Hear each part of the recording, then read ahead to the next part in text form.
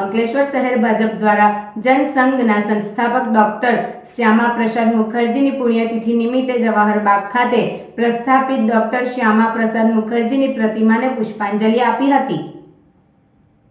ભારતીય રાષ્ટ્રવાદના મશાલ ધારક તેમજ ભારતીય જનસંઘના સંસ્થાપક અને ભાજપના પથદર્શક ડોક્ટર શ્યામા પ્રસાદ મુખર્જીની પુણ્યતિથિ નિમિત્તે ભારતીય જનતા પાર્ટી દ્વારા 23 જૂનના રોજ સવારે 10 કલાકે શ્રદ્ધાસુમન અર્પણ કરાયા હતા। ત્યારે અંકલેશ્વર શહેર ભાજપ દ્વારા જવાહર બાગ ખાતે પ્રસ્થાપિત ડોક્ટર શ્યામા પ્રસાદ મુખર્જીની પ્રતિમાને પુષ્પાંજલિ અર્પી શ્રદ્ધાસુમન અર્પણ કર્યા હતા।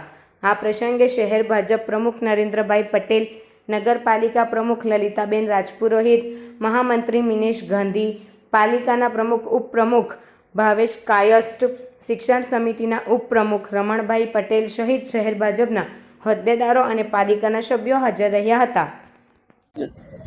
જનસંઘના સ્થાપક એવા ડોક્ટર શ્યામા પ્રસાદ મુખર્જીની પુણ્યતિથિ નિમિત્તે જેને ભારતીય જનતા પાર્ટી બલિદાન દિવસ તરીકે ઉજવીએ છીએ ત્યારે એમણે 370 કલમ જમ્મુ કાશ્મીરમાં જે હતી એનો પૂરજોરમાં વિરોધ કર્યો હતો અને એના માટે જ એમણે બલિદાન આપ્યું હતું।